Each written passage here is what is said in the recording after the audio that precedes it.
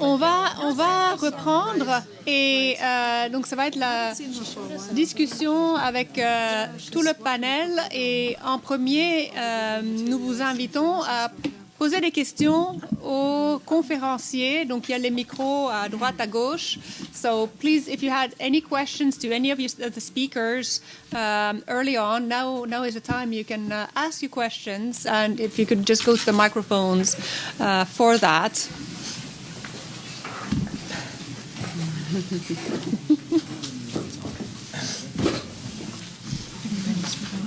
That's intimidating. Okay, go home. No. Okay.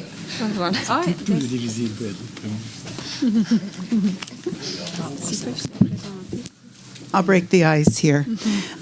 Kathy Vandergrift with the Canadian Coalition for the Rights of Children. Very much appreciate the explorations in this area. I guess my question is to Virginia, but also to the others to comment on. It's a response to the question that the issues of early marriage only happen internationally. And what about Canada and our obligations? At the very same time as you were hosting that same time period, some of us intervened in BC to try to protect the rights of young girls in that context and achieved a very progressive ruling from the perspective of children's rights in terms of girls who had been trafficked across the border and given in marriage to persons who had been convicted of sexual exploitation. So the court ruling was very strong in terms of the duties of the BC government and Canada to protect the rights of these girls. But it fell down in enforcement in one way.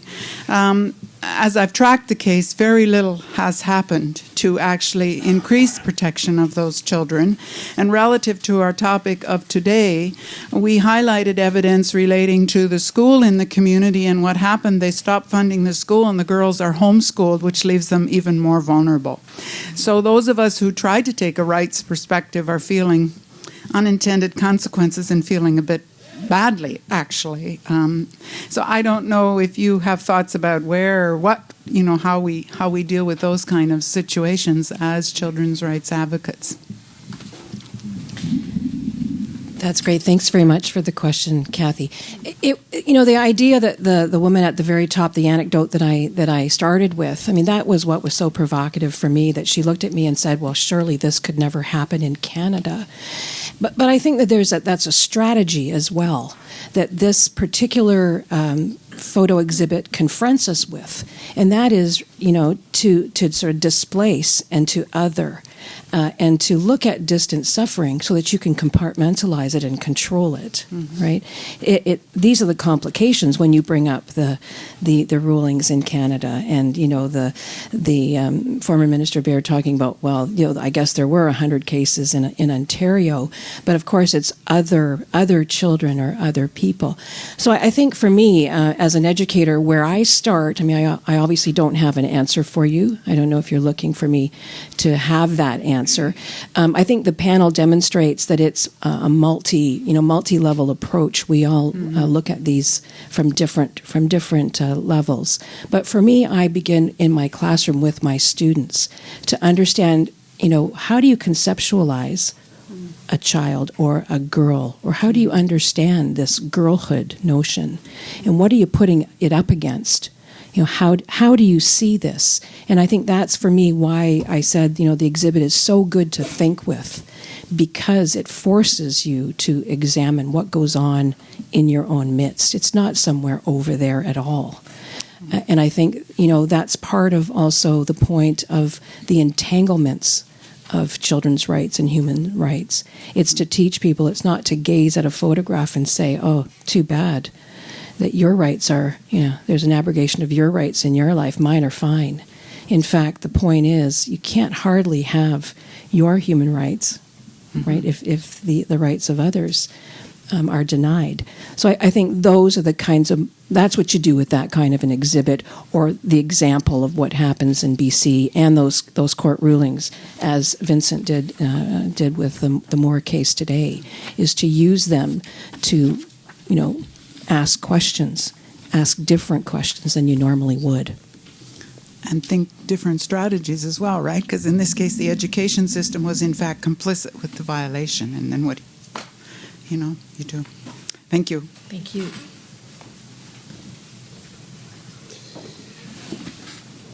Bonjour, Pierre Lacroix, directeur adjoint dans une école à Gatineau. Je pourrais adresser ma question à Madame Aucoin, mais peut-être par extension à tout le monde. On travaille beaucoup justement à développer la tolérance chez les jeunes et le respect des différences. Moi, la question que je me pose, puis au niveau de tout ce qui développe aussi pour ceux qui travaillent au niveau de la loi, du développement des cadres légaux, pour encadrer le respect des différences, est-ce que on arrive vers une vision plus universelle présentement de qu'est-ce qui fait la ressemblance entre les êtres humains? Quel type d'être qu'est-ce qui transcende les manifestations externes des cultures ou des orientations sexuelles, des religions, et qui fait qu'on aurait la notion d'appartenir à la même famille? Et pour le cadre légal, quand on parle de c'est quoi le droit d'un être humain, c'est quoi le besoin d'un enfant, est-ce qu'il y a une définition qui est plus basée sur qu'est-ce qu'on connaît de l'être humain avec les recherches pour se définir l'humain présentement? C'est peut-être dans les nuages un peu, mais ça a-tu l'air d'une question? Oui. OK. Bien, merci pour la question. Puis peut-être que je vais commencer par la répondre, puis je vais laisser les autres qui veulent parler peut-être du cadre plus spécifique des droits humains. Là. Je l'aime, votre question. Quand je parle de la dénormalisation, parce que c'était vraiment le cœur de ma thèse de doctorat, et je l'ai apporté ce concept-là en Europe, ailleurs au Canada, et cette question-là me revient. Pourquoi tu peux parler des différences sans parler des ressemblances? Donc là, j'étais obligée de revenir en Acadie puis me dire, OK, change ton discours un petit peu, là, parce que la ressemblance est aussi importante. Donc, je vais vous répondre qu'est-ce que je réponds à mes étudiants. Je leur dis, puis la façon qu'on va voir, c'est tous les besoins de Maslow. Je ne sais pas si vous les connaissez, mais le besoin d'appartenance, le besoin d'être aimé, le besoin de savoir qu'on participe à un projet de société qui vaut la peine. Mais tous ces besoins-là, tout être humain a ça. Puis si ça, c'est pas répondu ou si c'est pas bien, si l'enfant se sent pas bien dans ses besoins primaires, on ne peut pas parler de différence. Donc, on commence toujours avec le concept de ressemblance et que oui, on appartient à une même famille. Puis dans le fond, l'inclusion scolaire, c'est de pouvoir dire dans une même salle de classe que tout le monde participe au même projet parce que ce projet-là, il nous appartient. C'est pas un projet qui appartient à une personne avec une déficience intellectuelle ou à un trouble d'apprentissage. Le projet appartient à tout le monde parce d'abord, on se ressemble. Moi, j'aime votre réponse. Est-ce que je pourrais rajouter un tout petit truc par rapport à ça, parce que ça m'a fait penser à la question que j'ai rencontrée dans les salles de classe où j'ai fait des recherches. Et évidemment, la question de la différence, elle peut être très dure à porter pour certains enfants, notamment si on a un cadre d'inclusion ou d'intégration où on a un seul enfant qui a tout le temps les projecteurs sur lui-même. Vous voyez un peu oui, c'est toujours lui qui a besoin de soutien, toujours besoin d'un tuteur, besoin de technologie qui l'assiste dans ses apprentissages. Et donc du coup, là aussi, encore, c'est des stratégies de l'enseignant qui sont importantes à mettre en place, à voir un peu les effets nocifs des choses qu'on met en place. Par exemple, si on a le fameux buddy system, c'est très bien. En même temps, si c'est toujours le même enfant qui a besoin du buddy et personne d'autre, ça commence à aller dans une perspective de stigmatisation, par exemple. Donc, du coup, il faut inventer des systèmes un peu plus souples qui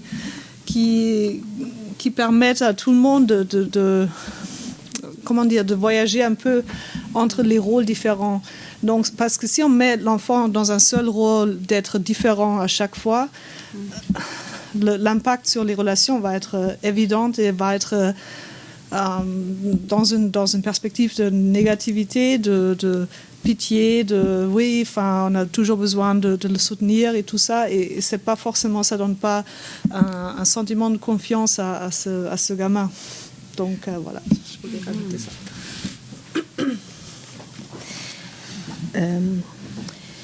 J'ai juste le goût de commenter, je sais pas si j'ai le droit. Quand on fait pareil pour tout le monde, ça augmente l'effet de vision, de visibilité des différences. C'est peut-être, quand vous dites les pratiques enseignantes, souvent les enseignants font pareil pour tout le monde. Tout le monde fait la même chose en même temps. Et ça a pour effet d'augmenter la visibilité de la différence, donc de stigmatiser les enfants. Je vais de mon commentaire, en fait. Là, je vais être impolie. Je vais dire Vincent parce que je ne maîtrise pas le deuxième nom.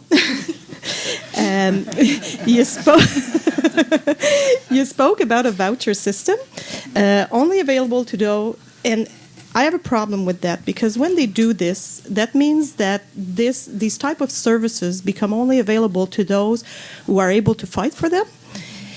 And it goes back to what Mr. Julien was saying earlier this morning, or Dr. Julien was saying this morning, is that the clients who need it don't have access to it. So it's really, when I heard that they changed the decision to go into that direction, it really scares me. Oh, so I should clarify that. It wasn't, the decision didn't kind of say we should have a voucher system.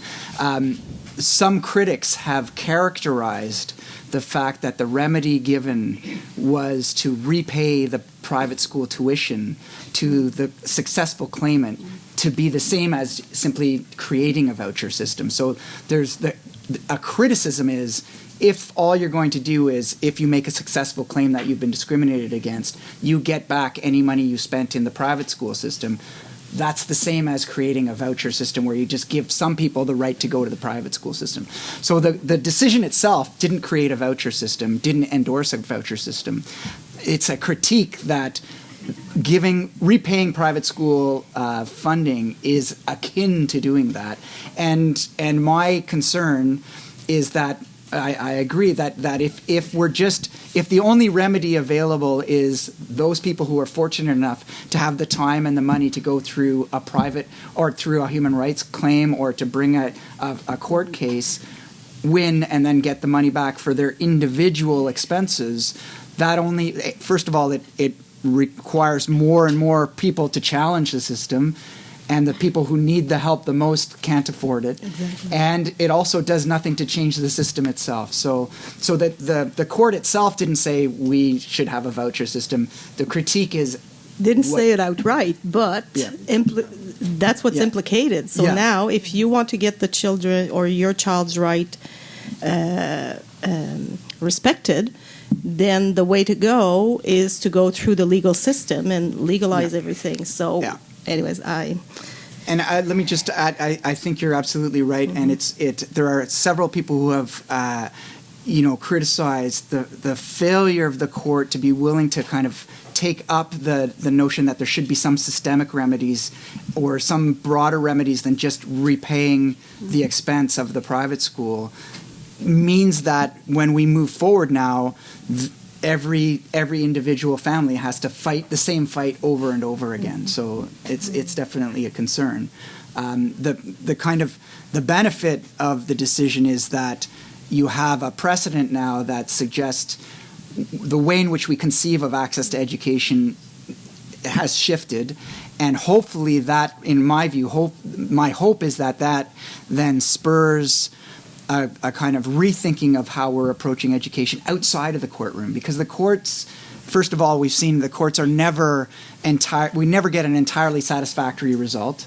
It's expensive and time consuming, and they are not experts in education, and so it's much better for these things to be dealt with outside of courts. But rights and rights dialogue and court cases end up being a last resort when change isn't happening in other fora or forums. That's it, but like I think that's it. This kind of judgment, that's what it pushes forward. I'm wondering if the effect is not that there's going to be more litigation taken to court, rather than really the system deciding that they're going to change the way they're doing things because of the judgment. So it's okay. The other point was Mr. McLuhan. When you were speaking, I'm from Quebec, and we have undergone and are still undergoing a reform of the education system in Quebec. And this reform system is based on moving from access to all to success for all. And when I was listening to what you were saying, I'm seeing the same, this is what's happening now elsewhere. They've started with trying to gain access to all, and now they're struggling with ensuring that the quality of education. And I'm wondering how they're going to, like, we are in Quebec, potentially a stable country, a rich country, with an education system that is solid, not well funded, but solid. And we're struggling yet 15 years down the road to achieve this. And I'm wondering how in Africa or in developing countries they're going to be able to achieve that. It's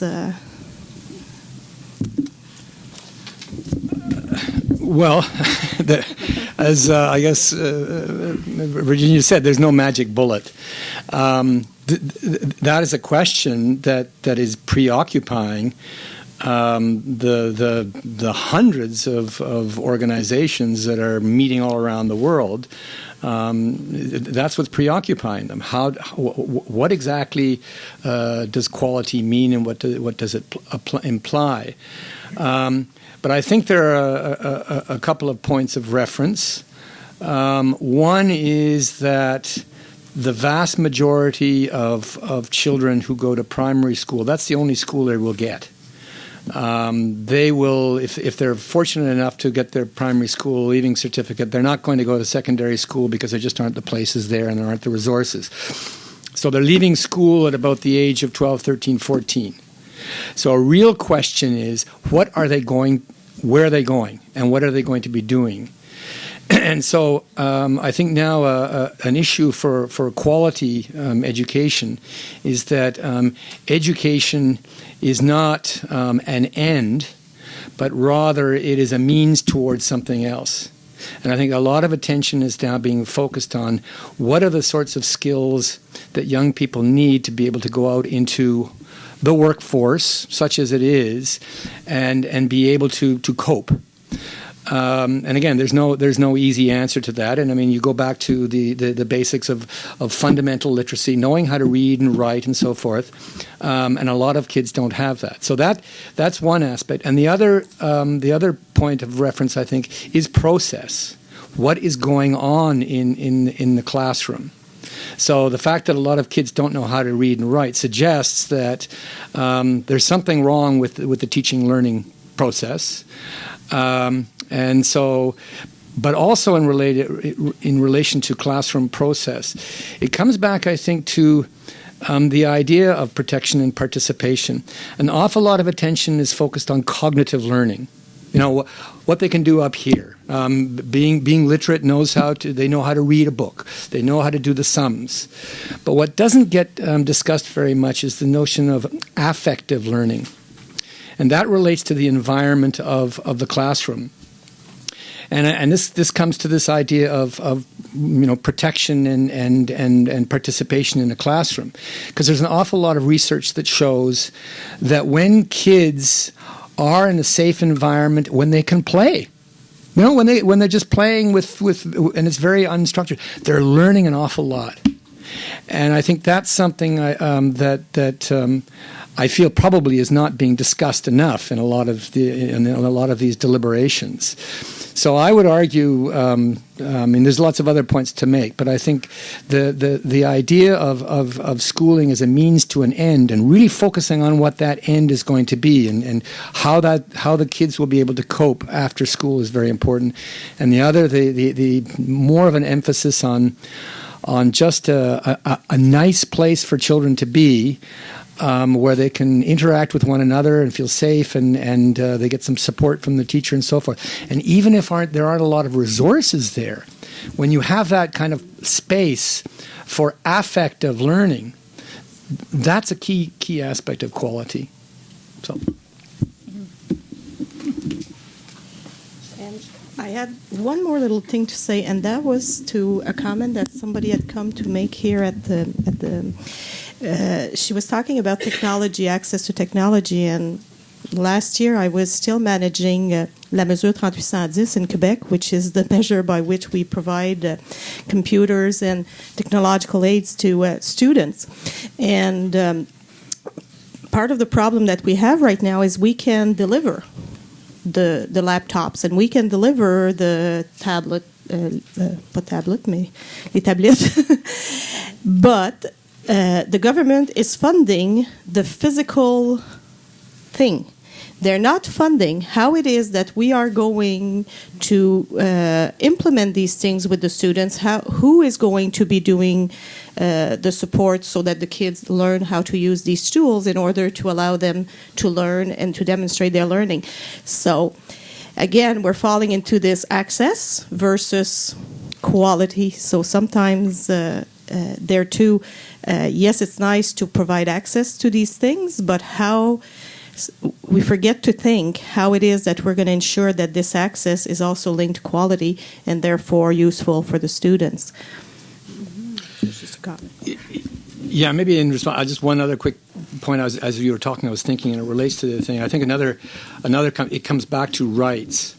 I think it's very important as part of educational quality that the children learn about their rights. They themselves have rights, but their peers also have rights. And that, I think, is a really important aspect of learning, particularly for kids who are vulnerable. Girls, for example, very often they have no idea. Vulnerability and abuse is kind of normal. And so a key aspect of educational quality is for vulnerable people, whether they're disabled or whether they're girls, to understand that they do have rights and that there are organizations that will back up rights. And I think that's a terribly important aspect of educational quality or learning, quality learning. So, Richard, you almost addressed the question I was going to ask. But it's really the question that I've struggled with for many years on the question of inclusive education, because the question is that each individual child has rights that are inherent to himself or herself, but they exist in the context of other children's rights. So when we talk about disabilities, there's a huge spectrum of disabilities. And some disabilities are, how should I say, easier to accommodate than others and are less difficult for the classroom than others. So when you have children with conduct disorder, it's quite different than if you have a child in a wheelchair.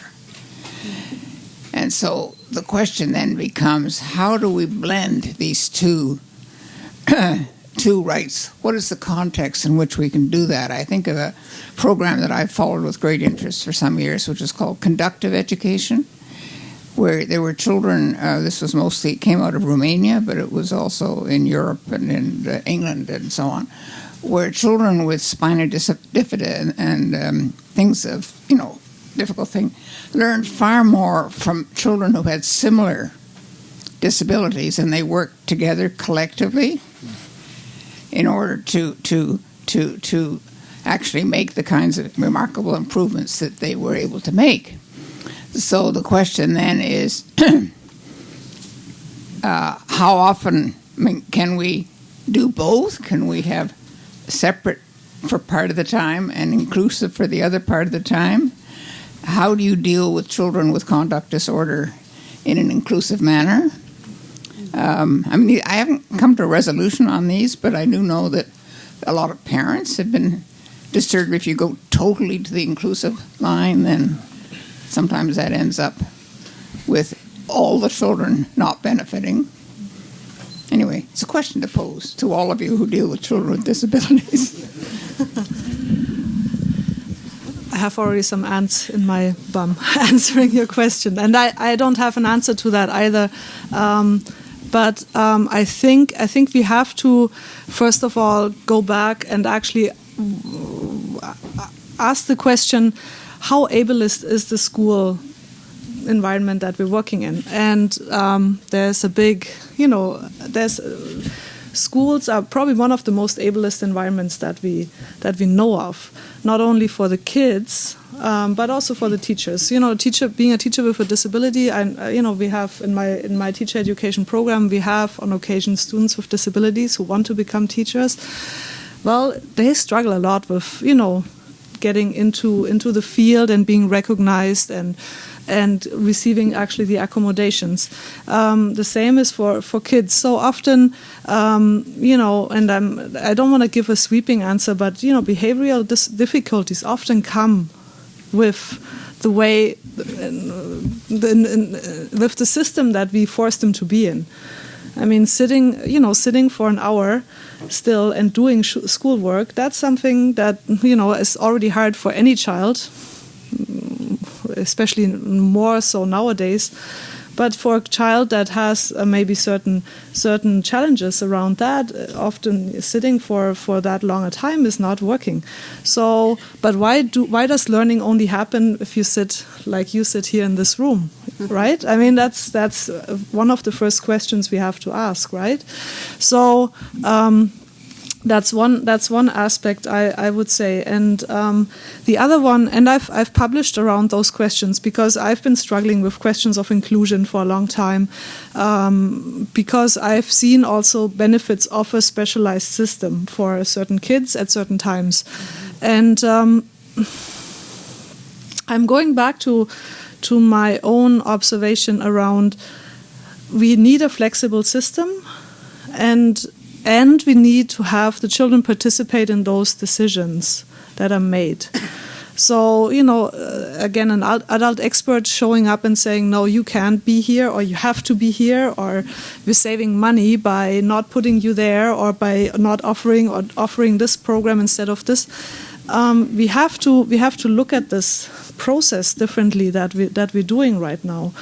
And we also have to look at what other models do we have? And I remember in France, where I studied for a while, they had early childhood care centers where they actually on purpose put a third of children with disabilities in one class or one group and 2/3 without. And there was a really strong rationale behind it in terms of, okay, you need people that are similar to you and people that are different from you.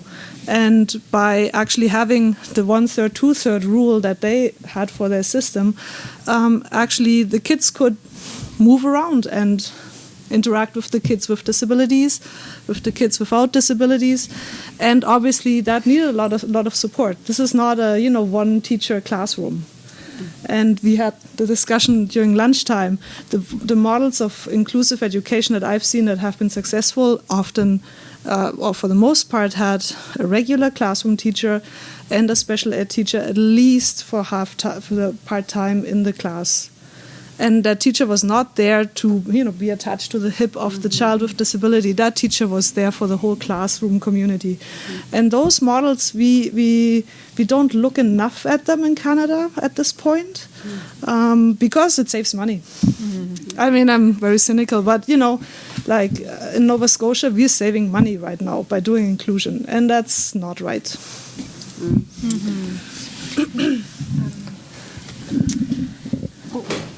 Could I answer, or did you want to say some? Okay. Oui, en français, ok, c'est bien. On pourrait en parler pendant des jours. Hein? Et tout de suite, au Nouveau-Brunswick, il y a beaucoup de parents qui posent la même question au sujet des problèmes de comportement.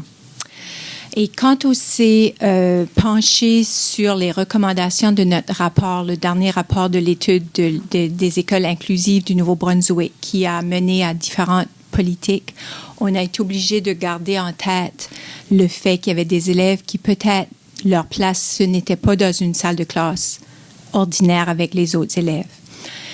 Je crois qu'il y a quelqu'un qui a mentionné ce matin, c'est l'affaire de tout un système. Hein? Puis ce n'est pas noir ou ce n'est pas blanc. Puis ce n'est pas juste par rapport à un élève. Chaque élève, la particularité de cet élève-là, sa situation va être différente. Je crois qu'il faudrait commencer à se poser la question, qu'est-ce qu'est l'inclusion? Qu'est-ce que ça veut dire? C'est pas juste un placement dans une salle de classe. Si qu'il y a un élève qui est juste placé dans une salle de classe, ce n'est pas l'inclusion, c'est de l'intégration. C'est pas ça qu'on cherche. Maintenant, nous autres au Nouveau-Brunswick, la façon qu'on a commencé à procéder il y a quelques années qu'on procède comme ça, c'est que dans chaque école, il y a une équipe de soutien. On les appelle l'équipe des enseignants et des enseignantes d'appui à l'apprentissage. Tu as ton enseignante ressources au Québec, on les appelle les psychopédagogues, je pense. Et si mon école, j'ai beaucoup d'élèves, par exemple, qui ont des problèmes de comportement ou certains, si j'ai beaucoup d'élèves qui sont sur le spectre de l'autisme, cette équipe-là va avoir des spécialistes dans chacune des disciplines dont j'ai besoin. Puis cette équipe-là va travailler avec l'enseignante pour lui donner les outils pour pouvoir travailler avec les élèves. Ça ne veut pas dire que tout est réglé dans la salle de classe. Parfois, il y a des élèves qui doivent sortir, d'avoir du 1 à 1. Puis dans les écoles secondaires, on voit encore des classes spéciales dans les écoles secondaires parce que certains élèves le demandent. Mais de plus en plus, les élèves qui sont dans les classes spéciales demandent s'ils peuvent venir passer 1 ou 2 périodes dans une classe pas spéciale, avec un enseignant qu'ils affectionnent beaucoup, peut-être dans un cours qui est plus facile pour eux autres. Donc, on a fait des changements dans notre système. C'est incroyable qu'est-ce qu'on voit. Puis c'est drôle à dire quand on ne le vit pas parce que c'est difficile à concevoir. Mais les histoires de succès sont vraiment, vraiment impressionnantes. Donc, je crois que c'est tout revoir le système qu'il faut faire. Puis, je dirais aussi que le sens de leadership de la direction d'école en a pour beaucoup à faire dans une école. Mais le succès, c'est possible. Can I just add? Briefly, there's a film that I've used in my classes called Pinecrest School, I think it's called. It's on DVD, and you can get it in the library here in Ottawa. And it's a primary school. The film was done a few years ago, and it gets precisely at what Madame Aucoin was talking about, the leadership in this primary school and the kinds of initiatives that were undertaken in the school to deal with kids with behavioral problems. There is, however, another option, and that is particularly for adolescents who just are a lot of trouble and difficulty. And in Ottawa, we have the alternative schools. Mm-hmm. And the alternative schools, they are excellent. They are set up for kids who just do not fit in. They're troublemakers. They come in late. Sometimes they're drugged up. And the institution and the teachers cannot accommodate them because of all the numbers. They go to the alternative school. They have to go there willingly. The classes are small. The teachers are effectively mentors. And the alternative schools, it's fascinating how the institution of the alternative schools accommodates them, gives them more space. The kids can come in when they want to. They take courses one at a time. They have a compulsory, when they come in, an anger management session, all in a circle and so forth. It's like a learning circle. And the teachers are very understanding and sympathetic and so forth. And so that's a situation where you kind of throw up your hands and say, look, some of these kids just cannot be included in the mainstream school. The mainstream school can't handle it. So what you have to do is you have an alternative. And the evidence suggests that some of these alternative schools, they really turn these kids around. And that's the thing. And can I, and it won't be long, but you got to read it. We're working with a really special principal in northern New Brunswick, and she, not far from her school, we had an alternative school like that. And she was determined that she was going to have that alternative school closed. She said, I want those students in my school. And it took a few years, and next September, the parents of the students have agreed that they would come in the school. They come in a different door. They have their own little place in the school. And when they feel comfortable, they can come out. And the principal is so proud of that. So if anybody wants to do a research project on that one, we want to see how that's going to happen. Might close. They might have to go back. But at least the importance of the leadership, the principal in saying, let's try if it can be done differently, which is important. So, of course, I'm going to jump in. Is that all right if I jump in? In part because I must say that part of this discussion is troubling to me, and I'm the question asker, right? Question poser. Part of it, the trouble I have is that the kids don't fit, and therefore an alternative is created. So imagine if we had, as my colleague Lennon Pearson and I discuss frequently at Carleton in our center, we talk about a rights, and maybe I'll add, a rights and responsibilities-based approach to education. Imagine that there would be no need for an alternative. An alternative to what? To a system that forces children to conform in a particular way. This is exactly the point I made about education being part of a process of governance and conformity. So again, I'm working at a different, I'm thinking of this in a different level, and I'm surrounded by so much expertise on this panel and in this room that it's marvelous to hear all the different levels of intervention. For me, the issue is, how is this framed? If we framed it in a rights and responsibilities-based approach, would there be a need to say that kids don't fit or kids need to go to an alternative? If the schools themselves, I think this is what you're after, more of a larger systemic approach. If you learn yourself from the time you're 4 that there is a convention, that there are rights with responsibilities, and you have this right at age 4 or 14 or 40 or whatever it is. In this country, there's a huge pushback, against rights-based schools. We have not been very successful in implementing rights-based approaches, despite some great piloting by our colleagues Catherine Cavell and Brian Howe when they were out in the East Coast. Great models in the UK. We can't manage to do this. So again, a question to all of you: why not?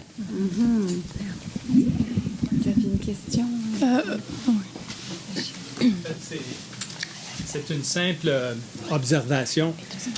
Moi, je suis parent d'un enfant autiste qui, il y a 25 ans, quand le temps était, la question se posait à savoir qu'est-ce qu'il fait, où est-ce qu'on l'intègre. À ce moment-là, il y avait des gros débats en Ontario, l'intégration versus la ségrégation. Et toujours est-il que dans le cas de mon fils, il a été intégré, il était verbal, et la difficulté qui s'est posée, c'est qu'au fur et à mesure que les budgets se contraignaient ou devenaient plus restreints, les ressources qui étaient affectées à des personnes comme mon fils, des besoins spéciaux, étaient limitées. Il fut un temps, par exemple, où il y avait une évaluation qui était faite qui disait qu'il a besoin du one-on-one sur une base peut-être 50% par jour. Et on s'est aperçu à un moment donné que ce travailleur spécial-là qui faisait le one-on-one avait 4 autres personnes comme mon fils dans la même classe. Alors, il y a des contraintes budgétaires qui s'imposent à un moment donné, puis on s'interroge sur les objectifs puis les droits.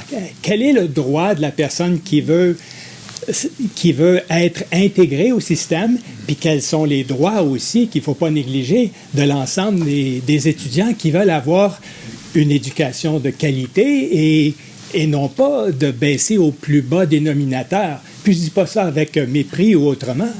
Alors, moi, il me semble que dans le domaine de l'éducation, comme dans le domaine de l'intégration au travail, par exemple, des personnes handicapées, ou dans le domaine du housing ou du logement, l'habitation des personnes handicapées, il doit y avoir un spectre de possibilités et énormément de flexibilité dans notre système d'éducation comme dans notre système économique pour pouvoir permettre justement la plus grande participation de ces gens-là.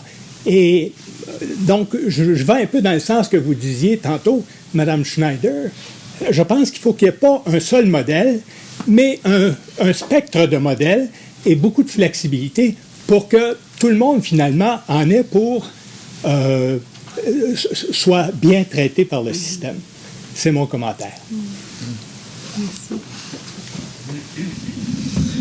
Je vais peut-être répondre à cette question, à ce commentaire, de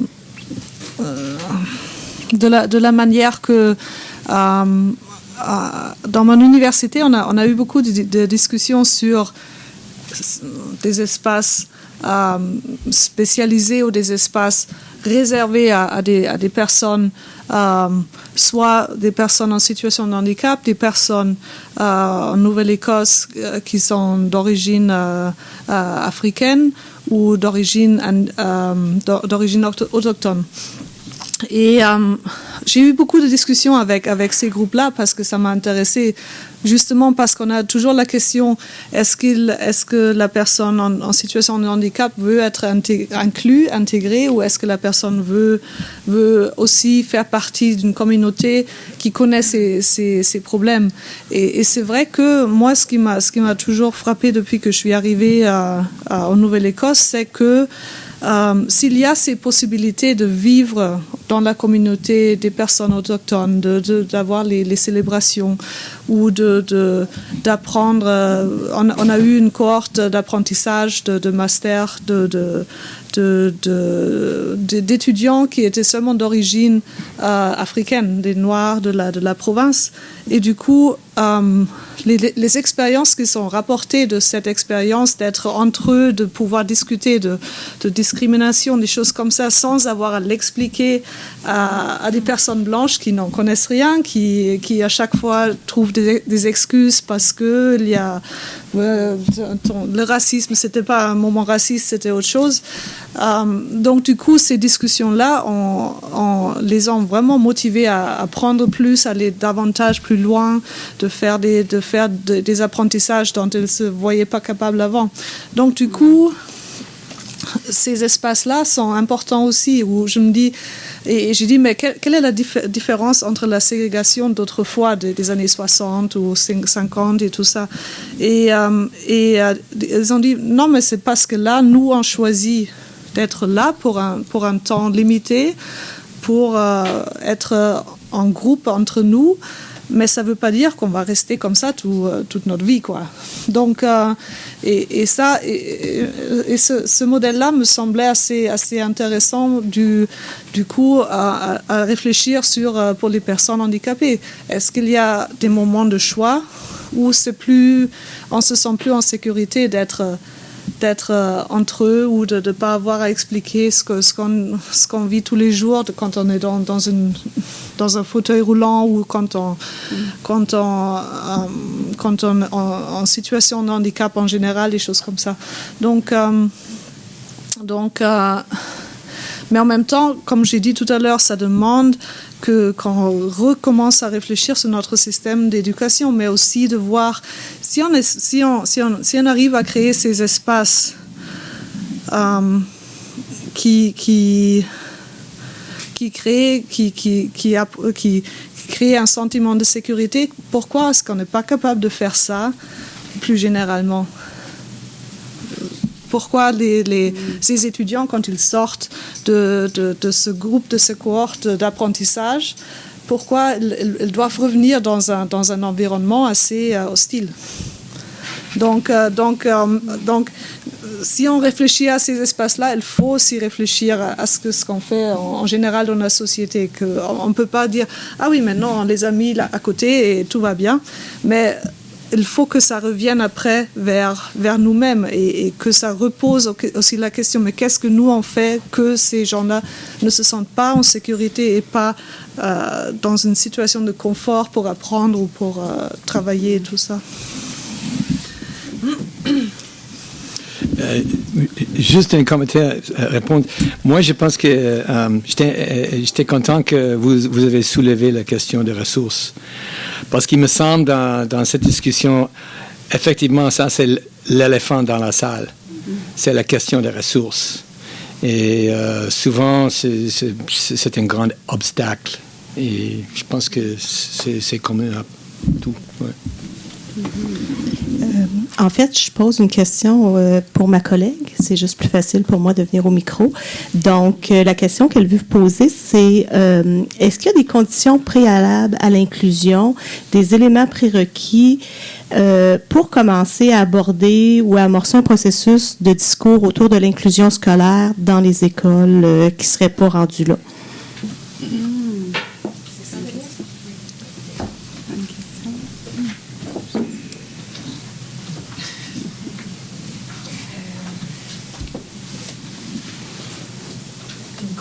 gagnante, une prémisse, une posture qui, avant d'amorcer tout le processus, avant d'amorcer même la réflexion.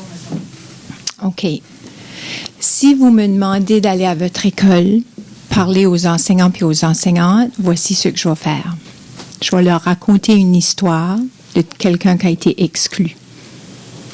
Puis souvent, ça va les chercher dans les tripes.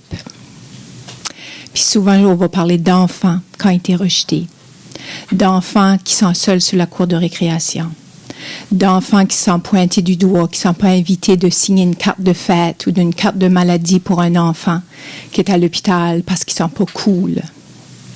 Puis quand on raconte des histoires comme ça, les enseignants, même s'ils disent qu'ils ne sont pas capables parce qu'ils ne savent pas comment, ils veulent tous embarquer dans le projet parce qu'ils sont touchés. C'est comme ça que je commencerai. Donc, l'affectif. Pour moi, ça marche, oui. Je les fais broyer des fois dans mes cours, mais ça marche. Mais, je pose une question.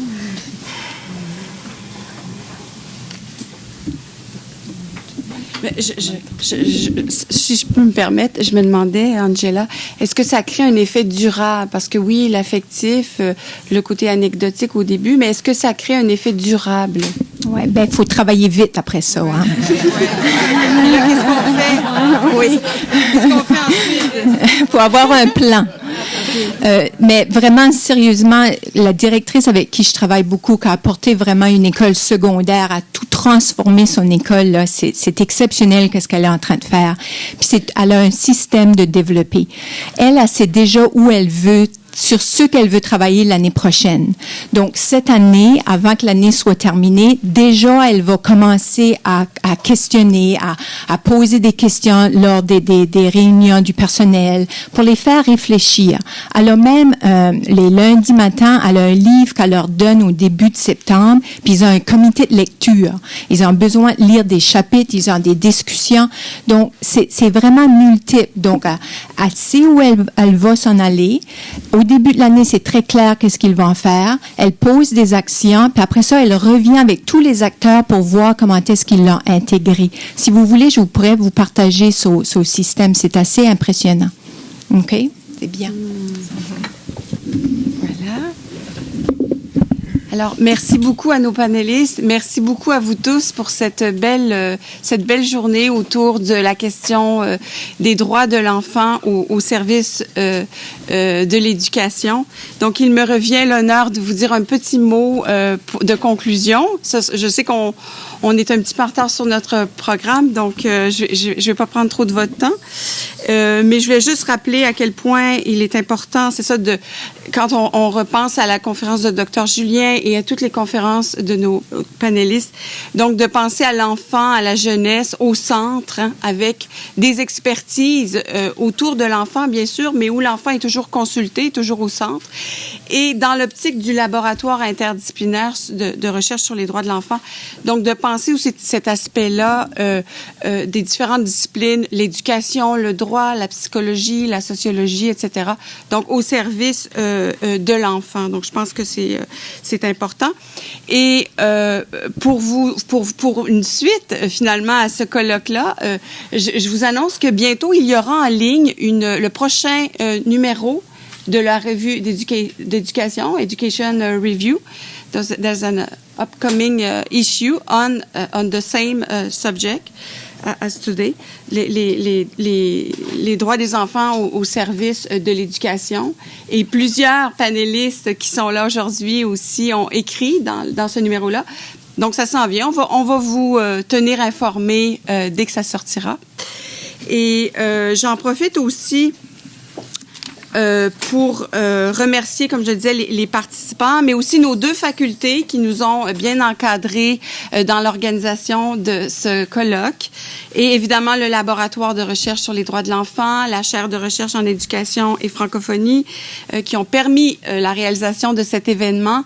Et je peux pas faire autrement aussi que de mentionner les contributions de Lynn Bissonnette, qui est enfin là avec nous en ce moment. Dans l'organisation. Il y a aussi Lucie Gravel de la section de droit civil et Sophie Fréchette des communications de votre faculté ici en droit. Et on a aussi Anne-Sophie Ducellier de la faculté d'éducation que nous remercions chaleureusement aussi pour l'organisation de ce colloque. Et j'aurais envie de vous laisser avec une question. Hein. On a vu à quel point la Convention relative aux droits de l'enfant représente un outil puissant de transformation de nos pratiques, mais elle présente aussi des limites hein, quand on pense à certains contextes, les aspects de juridisation qui en découlent, donc des limites quant à son utilisation. Alors, on pourrait continuer à réfléchir comment pallier à ces limites, comment tirer profit de la Convention et plus généralement de la mettre au profit de situations éducatives. So we can think about how the Convention on the Right of Children can be a powerful transformative tool, but at the same time it presents limitation in terms of taking it. Wait, je suis trop rapide là. Taking into account context. So how can we overcome this limitation, and how can we benefit from the Convention in education? Merci beaucoup et j'espère que vous serez là au prochain rendez-vous des événements du laboratoire. Merci beaucoup. Merci à vous.